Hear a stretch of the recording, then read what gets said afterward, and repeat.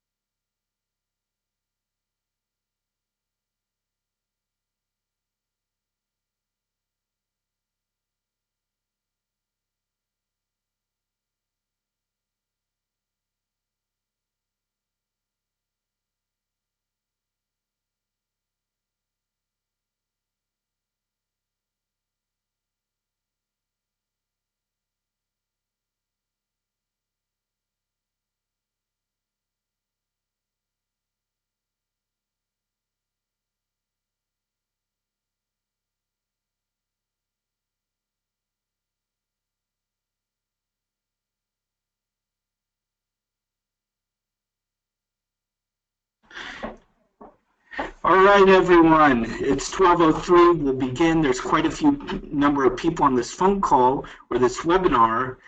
And just so you know, everyone is on mute. That way we can accomplish this. But let me pass over to Yael with some housekeeping and other things.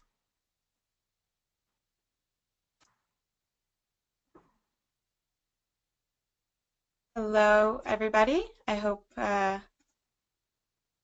you can hear me and see me. I hope you're all doing well today. I just wanted to share with you a little bit about how GoToWebinar works in case you have not used it before. As you can see on your screen, we have a questions box, and I will be answering all of your questions that you have during the time of the webinar. And I will be the only one seeing the questions. So feel free to ask throughout the webinar while Frank is talking, anything that comes up that you're wondering about, and I'd be happy to get back to you. And I apologize if it's not perfect punctuation and all of that. I'm going to try to get through all of your questions and answer them in a timely manner. And the second thing I'd like to go over is that you can click to raise your hand, and that will be at the end of the webinar. And when Frank asks if anyone has any questions, we'll call on you and unmute you so that you can ask a question through the audio once you raise your hand.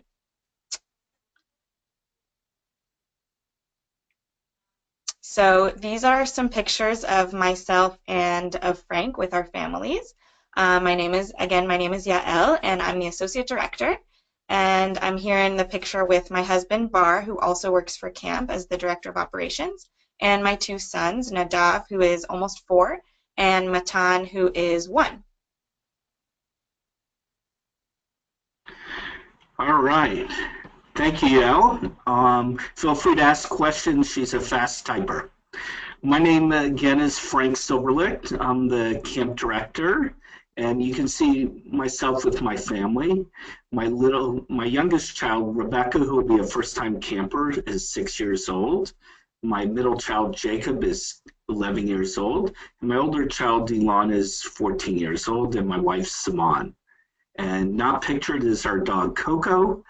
And this is my 18th summer to be camp director. And if you ask me, I think it's one of the greatest jobs in the world. So anyways, enough about Yael and I. Let's talk about what we're going to talk about. How does that sound?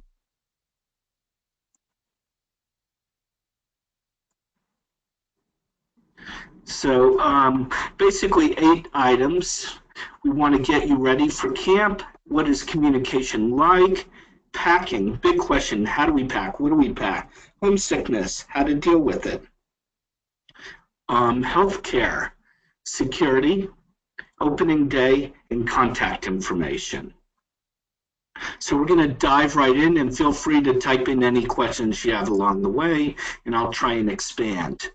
One of the key things for preparing for camp is you want to involve your child. The old adage, people support what they create, and by involving your child, you're able to get them more ready for camp. So maybe talk about what electives excite them, or what clothes they want to pack, any cabin mates. There will be a form that you fill out that selects what cabin mates they would like, and also maybe anything special from home they want to bring. And definitely when you do the packing, and we'll talk about that a little bit later, they need to pack with you. It can't be you packing and them coming to camp. They need to be part of the process. Now, I just want to touch on cabin mates. There's a form that you fill out basically where you can pick your bunk mates. And you can choose who you would like your bunk mate to be. You can also select who you don't want to be. And our policy is we give everyone at least one choice. So if you select someone that you don't want your child to be with, that's the top priority. Then anyone they want to be with is secondary. So we guarantee at least one choice. Now, if you don't select anyone that your child does not want to be with, but only people they want to be with, and if you put a list of 3 or 4 names, we will guarantee at least one of those will be with your child. So basically, I would suggest you put 1 or 2 of the most important people for your child to be with. Now, if your child doesn't know anyone, it's okay. That's the whole point of camp, is making new friends. So don't worry there. Okay, let's talk about the next section is let's talk about writing letters. Now, it sounds crazy. Most kids do not know how to address an envelope, and most kids don't even know where the stamp goes. And so what I would suggest to you is let's look at this as a learning experience, and please have the kids sit down and figure out who they're going to write letters to, and have them fill out the envelopes and put a stamp on it. So the envelopes are all ready. So in camp, all they have to do is write a letter. Also send some blank envelopes with stamps on it in case there's other people they want to write. 2 days a week we have letter day in camp, and the way it works is to get into the meal, you have to bring in a letter and drop it in a box. If a child doesn't have the letter with them, we have stationary envelopes and stamps and pens, and they sit at a picnic table and write a letter real quickly, and then they go into dinner. Now, that's great, but problematic. Why? Well, we don't monitor who they write the letters to. They can write it to your dog. They can write it to a cousin or a neighbor or a friend, or sometimes they'll put a blank piece of paper into a letter written to you. But we do guarantee they write 2 letters a week. Emails is another method for communication. So from your standpoint, you can send emails every day. We print them out 6 days a week. We don't print out on Shabbat, and they get them, and they get the emails, and it's instant. So usually by 9 a.m. in the morning, the emails have to be sent, and then they're sorted, printed, and delivered to the kids right after lunch. Same time they get the regular mail. Now, kids can also respond to your emails. We're very high-tech but low-tech with kids. So the kids don't have access to a computer. What they do is when you send an email, you have an option to say you want a response. It'll print a blank piece of paper with a barcode on it. And the kids can draw on it, or they can write a note, and we scan it back to you via email. So it'll come to you as an email, and so you can get instant responses. So that's one way. Another way is you can pre-print these let's say 10 of them for a session, and anytime your child wants to write you a letter, they can write it that way, or they can write the old-fashioned way. Now, remember this, in our lives, very few times our children will write us. Camp is one of those time periods. Nowadays, most people write letters to thank people for gifts and for summer camp. So, and I'm seeing more people use email to say thank you. So letters from your child during the summer will actually be golden, okay? And don't be worried if you don't get a lot of mail. It means they're really having too much fun to write. We suggest you send as many letters as you can. If you have to choose between a letter and an email, remember, kids are smart and they realize that it's very easy to send an email, but a letter shows more caring and it shows more time commitment. So if you can, send letters. And also send a letter a week before camp. Now, even though you don't know what bunk your child is in, we do. So just send a letter and we'll sort it and put it in the right bunk. So you don't have to worry about that. Packages, this year we do not allow packages. The exceptions, I want to clarify the exceptions. First, camp is a gift. The kids don't need anything, and when they were getting packages, it just made a mess in the bunk, and they really didn't care. They liked the act of getting something. Well, they're going to get something. They're going to get mail or emails from you. But in terms of packages, if your child forgets something at camp, you can send a package to the camp mom, and she will make sure the child gets it, your child gets it. But we are stocking now most of the supplies that your child might need. For example, toothpaste, they lose their toothbrush, shampoo, soap, all those things. Stamps. If it's their birthday, they get a package. So you write birthday package and you can send it directly to them. They get one birthday package. And the third reason is if medicine's needed up at camp, you'll send it directly to the health center. We don't want the office opening it up. We want to go directly to the health center. So that's letter writing and packages, and you can't write too many letters to kids. I will tell you that we track letters that the kids get, and we find a strong correlation between kids that get regular communication from home. They do better at camp. So please, please send letters.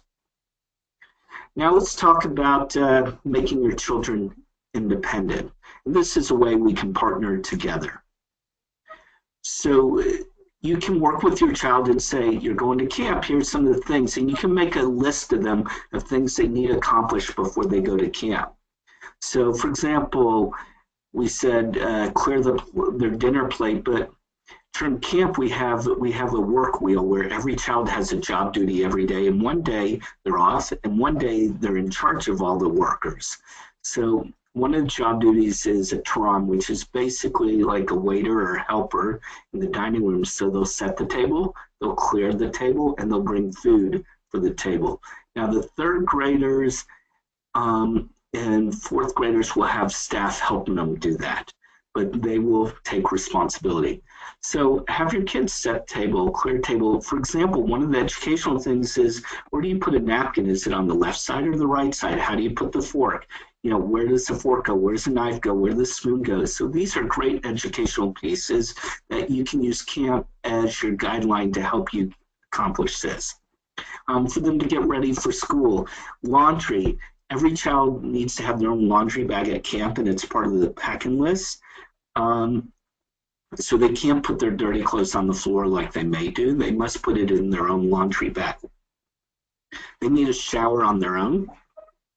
And part of showering is, making sure that they wash their hair, they use soap and all that. Practice brushing, putting up their hair. Making their bed. Everyone in camp makes their bed every day, and so they'll be quite good at it when they leave camp. And this one's probably one of the most important ones, is they need to ask for help when they need it. One of the greatest things that we can teach kids is how to ask for help, because right now the only person that they'll generally ask for help is their mom or their dad. But they need to learn to ask the counselors for help, because the counselors are always around and they're able to assist.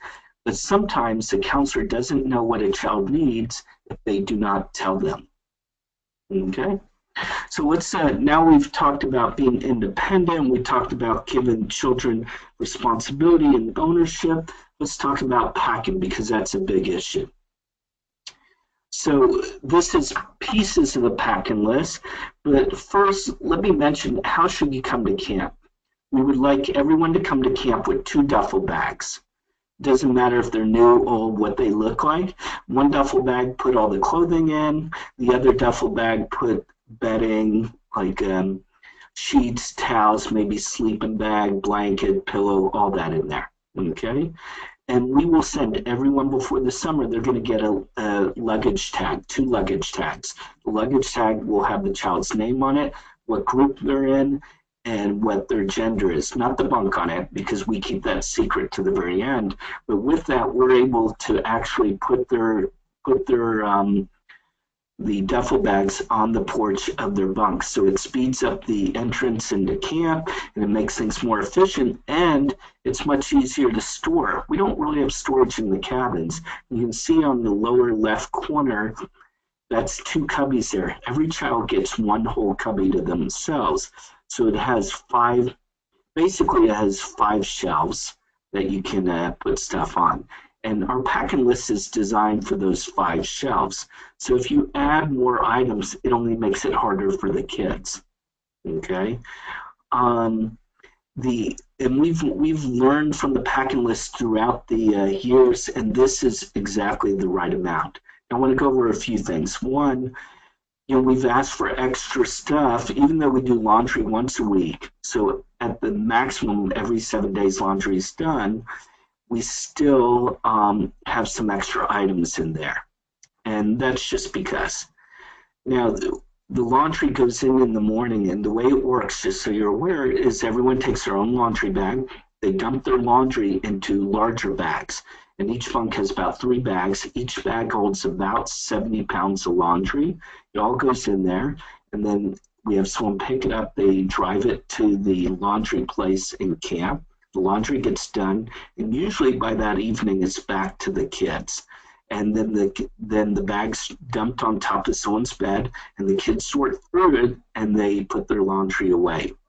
So that's how laundry works. Don't send anything to camp that you really, really want back, because the laundry's not perfect. You're mixing whites and colors, and things come back a little bit, let's use the word interesting. That's a good way to describe it. So think of camp as a great place to send clothes to retire them. That's how I look at it. No one needs anything fancy or super duper nice. Now, on the laundry list, it says 2 casual, mostly white t-shirts for Saturdays. What that means is give them a mostly white shirt. It could be a silkscreen shirt or a shirt with embroidery or something, but mostly white because all of camp on Saturday morning is wearing white shirt. Now for Shabbat, dressing up could be different for different kids. It could be nice shorts, be a pair of jeans, a pair of slacks. It could be a nice shirt, a dress, a skirt. But the idea is the kids change into an outfit for Shabbat. And in the cabins, we do have a hanging rod and hangers. So don't feel like if you send a dress that the dress has to sit in the cubby. And likewise for banquet, it's nice to have a dressy, casual outfit as well. And then a plain white t-shirt because we like to do tie-dye. So those are some of the main points. Now, it's always, the question is about sleeping bag. The kids, other than the Overeem mini kids, says Nit's name here, will all camp out at some time. So it's good for them to have a sleeping bag. At least one camp out they'll do.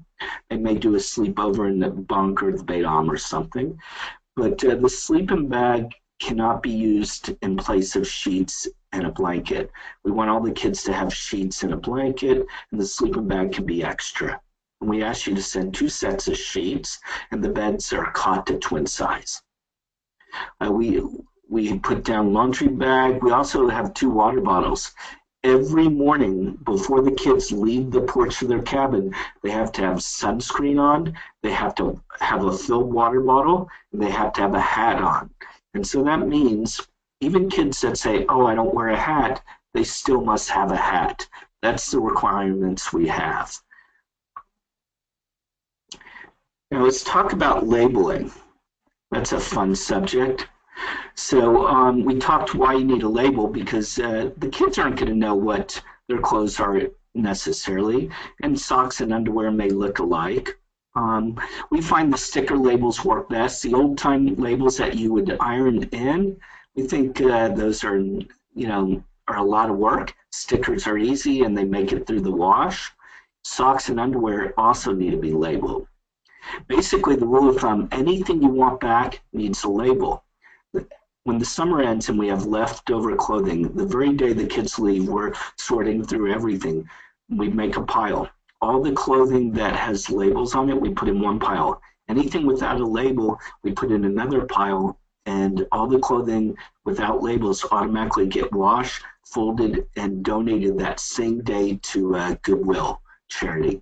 So, and then anything with the label we'll send back to the parents. So the idea is label everything. If in doubt, label it. It can't hurt. Now, in terms of label, you can see a label there that says Bradley C. In my family, Silverlick's not a very common name, so we buy labels that say Silverlick, and it works for whether it's Jacob, Rebecca, or Elon, it works for them because if anything's found in camp, the office, we're able to figure out, is it for a younger kid, older kid, sometimes boy, sometimes girl. But now, if your last name is Smith, you may have to be a little bit more explicit. Smith family from Austin, or it could be John Smith, or Yeshua Smith, or whatever. Or it could be Yeshua S. So it's your decision, but just realize there's kids sometimes with the same names. And in the bunks, sometimes initials JS doesn't work as well. Okay, so that's labels. Remember, label everything. Shoes, definitely label shoes. You can put it inside the shoes. You can put it on the bottom of the shoes. Tennis racket, label it. Book, label it. Eyeglass, label it. Everything must be labeled. So buy your stickers and get them wherever you want. I think we sell some online, but get them anywhere you want, whatever the best deal is. Okay, now that we've talked about labels, all we wanted, and we talked about packing, let's talk about missing home, and commonly referred to as homesickness. So it's common in camp. Usually within the first few days it passes. Now most people have some sort of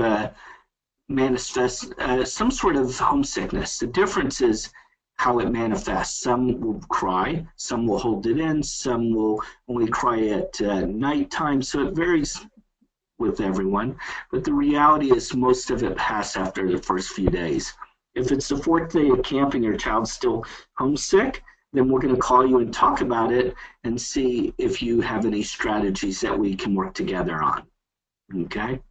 So please don't, very rare does someone get sent home for homesickness, and very rare does it continue throughout the session. Now, it could be some kids may feel a little bit of homesickness every now and then, especially in downtimes, but that's not a problem. That's and it's not that abnormal. But what I do ask you is never make that promise. If you're not happy, I'll come pick you up in a week, or if you're homesick, I'll pick you up in a week. Because what will happen is, in my experience, when you make a promise that you'll pick up your child earlier, it generally will come to fruition. And one of the things is we always want to follow through what we tell children. We never want to lie to them, we want to follow through. So please don't make any promises like that, and show them that you believe them and you support them. Now, when they're at camp and you're writing emails or letters, please resist the urge to talk about their dog or how much fun is or the vacations you're going on. You want to ask them a lot of questions. You want to talk about something they may have mentioned in their letter or email from the previous day and ask follow-up questions. So really give them an opportunity to talk. Now, if your child is homesick, like I said, we'll reach out to you, and we have, other than our staff who are trained, staff, we spend a lot of time talking about homesickness, strategies dealing with it, and all that. We also have our camper care staff. It's 3 this year, 2 from last year, but a 3rd added on this year that will help out in this situation. Okay, let's talk about learning as much as you can about camp, and it goes back to helping kids get prepared for camp. So on our website, we have some videos, but if you go to YouTube, we probably have 40 videos on YouTube. So go to YouTube, check it out. If you can find out the names, you can ask us for other kids attending the same session and the same age group. We call it program or ADOT. We can help you connect them. But I think one of the most important things is as you're talking with kids in between your conversations, ask them if they have any worries or concerns. Because any of the worries or concerns that we can address before the summer is much better. So in other words, it may seem so minuscule to us what they're worried about, but for them it's a big deal. So we really want to try and address any worries or concerns they have. And you can ask our help in that way too.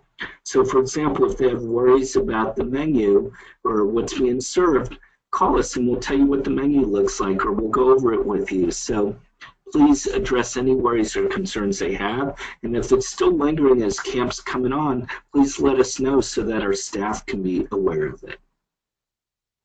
Speaking of where, and I don't think we discussed fully, but we ask for a lot of information from you. It's all done online on forms, and we try and not ask anything we don't need. We don't want any data that we don't need, and all this will help us do a better job. But it takes first for parents to be honest and tell us everything we need to know.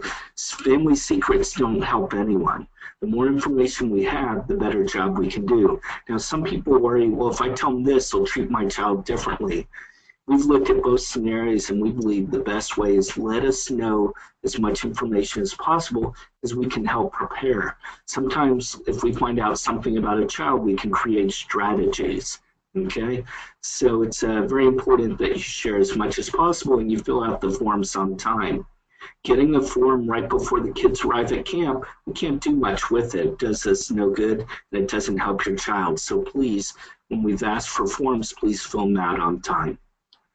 All right, let's talk about healthcare. Everyone cares about healthcare. Before I go there, I just want to mention, when I speak to staff, I say it over and over at camp. There'll be 585 kids at camp this summer, and 585 will leave in the same or better condition when they came. I truly believe that. If we don't at least do that, we failed. So anything else on top of that, to me, is extra. But I want the kids to leave in the same or better condition they came. And to do that, we have lots of policies and procedures and ways of working. So let me talk a little bit about healthcare. So we have 2 full-time nurses who are RNs and 2 full-time medical assistants. We have doctors about 70% time. They're usually there Thursdays through Mondays. Tuesday and Wednesdays are the hard days for us to have doctors. Some weeks we have a volunteer doctor all week long, but they're all volunteers. We distribute medicines at meals and before bedtime. At bedtime, before bedtime, the nurses go to the kids and bring the medicines to them in their bunks. Sometimes we have to send kids. It's not very common, but sometimes we have to send them off-site to receive medical care. We'll do that. Could be even though we have a doctor in camp. For example, someone may have something that may be potentially a fracture or something, and we have an ENT doctor in camp. Well, that's not the right doctor to diagnose that, so we'll send them for an X-ray in town. But we have access to good quality medical care. First of all, there's an emergency ambulance about 7 minutes away. The closest hospital is about 25 minutes away. And then if we drive about an hour, we have Dell Medical Center, Children's Medical Center, which is the premier place for children. And we also have relationships. If we need to get a dermatologist, and it happened, we need to get an appointment with a dermatologist, we're able to get it the next morning because we have plenty of our families have doctors in them. So between San Antonio and Austin, we're able to get appointments with specialists if need be. However, how will you know if your child needs medical care? So there's three main ways we're going to call you from the health center. One, if your child needs to go off-site for medical care. We're going to call you, if it's not emergency, we're going to call you and tell you, here's what's going on, here's what we suggest, and we'll see what you say. Another is, if it's an emergency, we're not going to call you first. We're going to call ambulance, and then we'll call you on the way and let you know. And the third is if a child, there's actually a fourth. And third is if a child stays in the health center at night. We'll call you if it's before maybe 10 or 11 o'clock at night. We'll call you and tell you your child spent the night. If it's late at night, we won't call you that night, but the next morning we'll call you. Everyone, regardless, gets called back the next morning, and we'll give you an update on your child. It's not very often that kids spend the night in the health center, and majority of the time it's due to a fever. And our rules are a child must be fever-free for 24 hours before they can go back into the camp main population. And the final reason is if a child comes to the health center with multiple visits but no diagnosis, well, then that's something we'll call you and we'll seek your guidance. Now, there may be other reasons why healthcare staff may reach out to you. They may get guidance, or they may ask you, have you seen this, or how do you handle this? And they'll do that through phone or through email.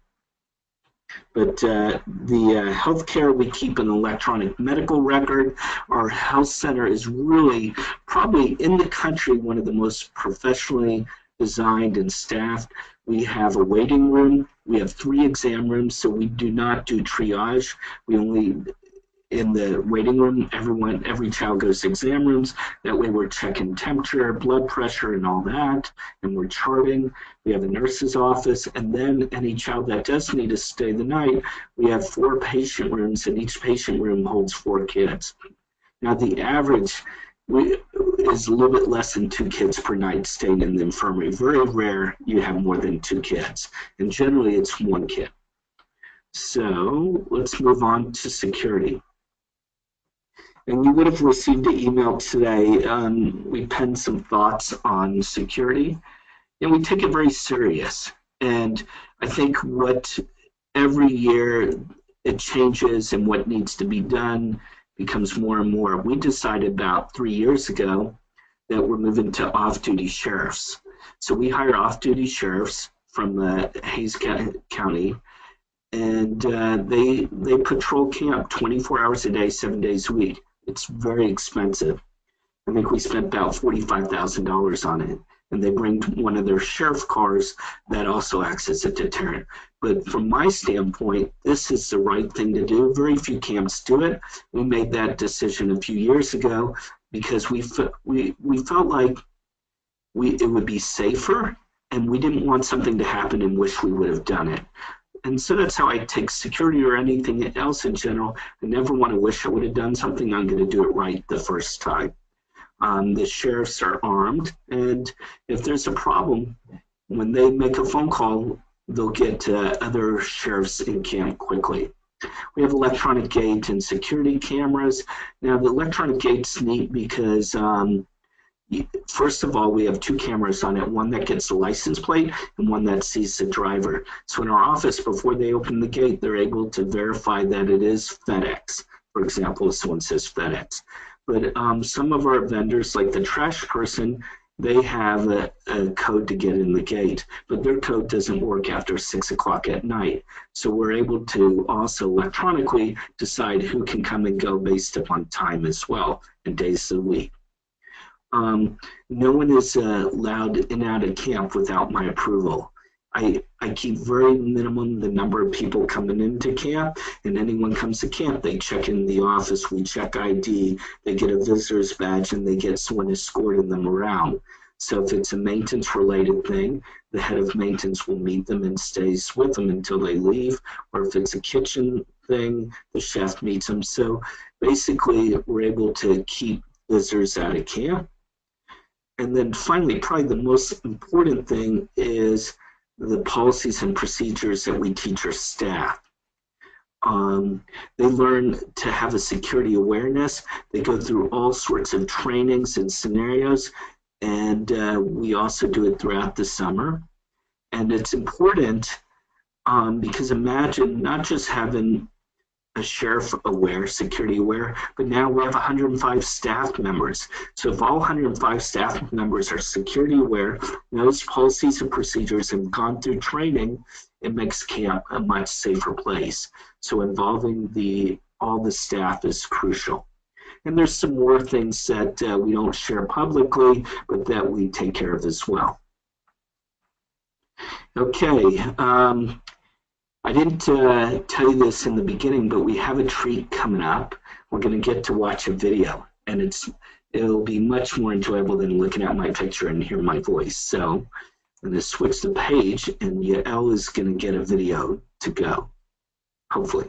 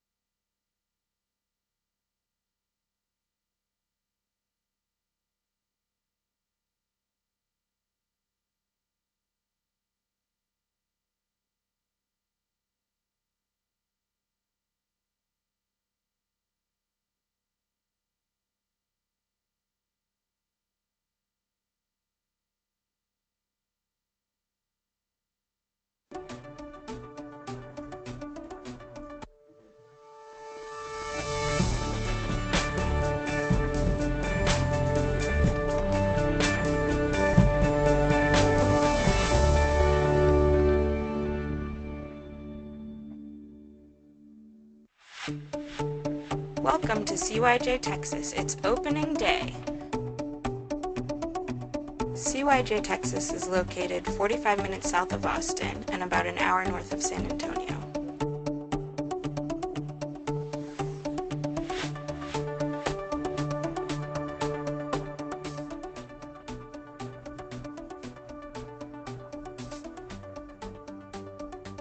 Upon arrival, you will be greeted by our counselors just outside of the main gate.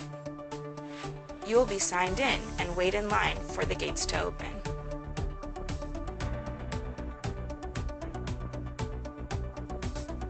As the gates open, follow the road until you reach the old soccer field.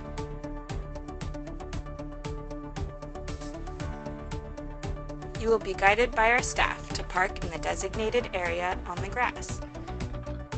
After parking, a staff member will show you where to drop off your luggage.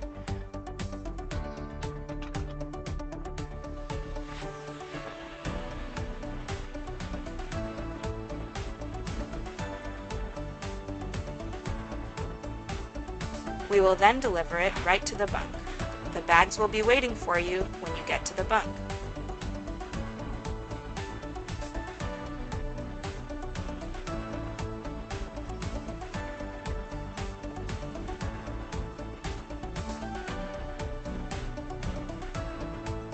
Next, head over to the Beit Ha'am, the large hall at the back of camp for your child's check-in process.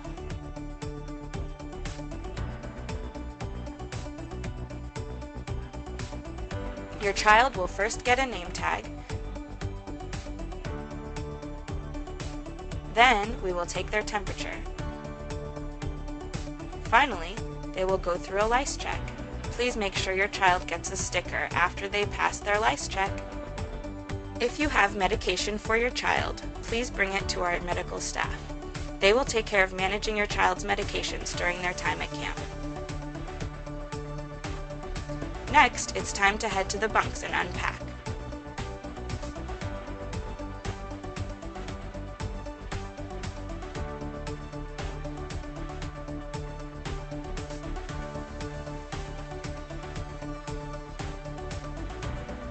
When you reach the bunk, you and your child will meet their counselors. The counselors will help unpack your bags, make your bed, and ensure that everyone feels safe and comfortable in their summer home.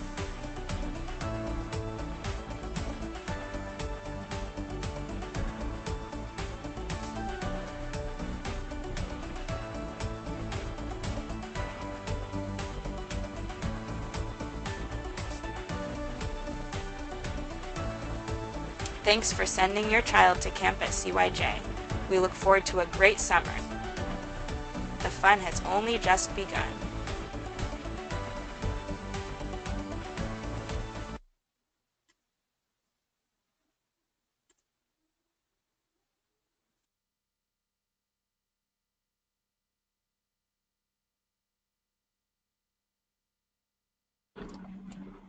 Hello. Hopefully, okay, we're all back. Just want to take you, hopefully you liked the video. We thought it was fun to do that this last summer. So the first day at camp, you have options. You can send your kids on a bus or you can drive them up to camp. If your kids will go on the bus, I would put them on the bus. It's the easiest way to get your kids to camp, and then the camp experience starts at the bus. Also, you know, we have staff there. Let the staff start doing their job of helping to unpack, helping to make beds, and doing all that. So it's a great way if you can. Now, if you haven't been to camp or your kids won't ride the bus, well, then you can drop them off, and that shows you what it's like. But I recommend those that can do it, ride the bus, please. The first day of camp, we look at is bonding activities. First, it starts out by bunk and group, and then eventually all camp after a few days. So the first night in the cabin, and we'll go around and we'll take bunk pictures and send them to you, but on the first night, the kids will make their own rules, they'll have bunk activities, and the whole goal is for the bunk to be comfortable with each other and everyone gets to know each other well. Now, how do we do bunking? How do we decide who's in what bunk? That's a good question. So I talked earlier about how you can request who you want to be with. We also try and divide, first we try and divide new and returning kids. So there's equal number of new kids in both bunks, assuming there's two bunks of one gender. We then look at what cities the kids are from and divide it up that way. Then we also look at what schools, because we don't want, part of the goal is people to make a bunch of new friends. So we like to divide that up. And then we'll look and see what people picked as we'll find their top choices and we'll move around based upon that. So it takes quite a long time to do bunking, but we know it works. We also assign beds to kids in advance. So when you drop off your kids or the bus comes, there will be a sticker on every bed saying which child's in it. And we do that for many reasons. One is some of the kids need to be on bottom beds, can't be on top beds. Another reason is that we want, some kids may need to be closer to the counselors than others. There are some kids that we want to separate, one kid over here, another kid over there. So there's some science to that as well. If you have any special requests, you'll let us know. Whether it's a top or bottom, you have to request that in advance. We don't put it on our form because there's only 6 top and 6 bottom bunks. And if we did that, most people would not get their requests. Okay, let's talk about communicating with us.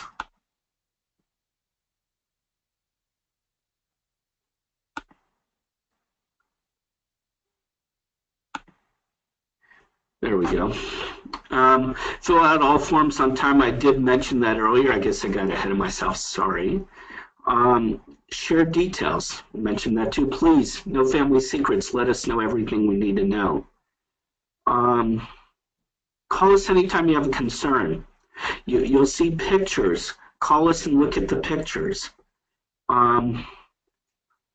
Most importantly, plan fun things for yourself. It's a great time to go on vacation. We got everything covered here. Go on vacation. Enjoy yourself. Have a great time. You can always call us with any concern. We have camper care that answers emails, or they're available via phone. Please let us know how we can be helpful. Don't write this down now. We'll give it to you multiple times, but more importantly, I want you to know how we can help. One, you can call us. Our office hours during the summer are 8 a.m. till 7 p.m. So it's a long office hours, which helps out. We have the health center. You can email directly at nurse@cyjtexas.org.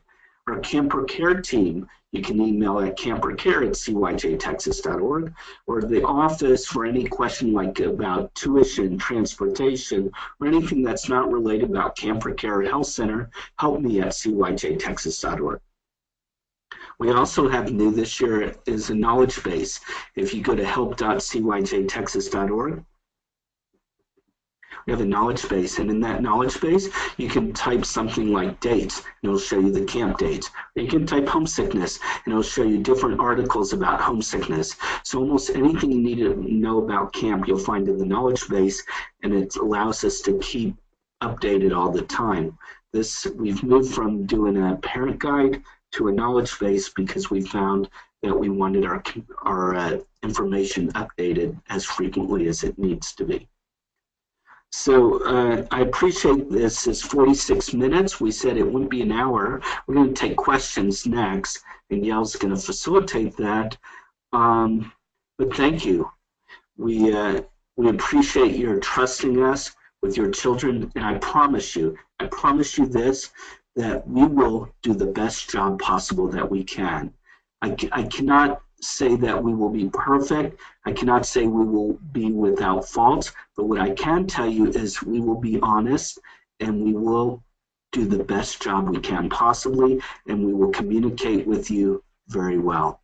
Thanks again, and like I said in the email I sent out earlier, I can't wait for June. I'm ready for camp. All right, Yael, do we have any questions?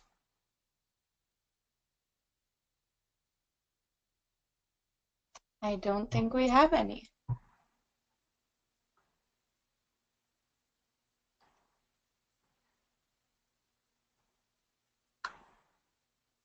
We'll give another minute. Feel free to ask any questions because whatever question you have, I'm sure other people have it. There's handouts that you can click on and download. And any way we can be helpful, let us know. We are very interested in giving your children the best experience possible. I think we're done. I don't see any questions. All right. Thank you, everyone. Have a great day.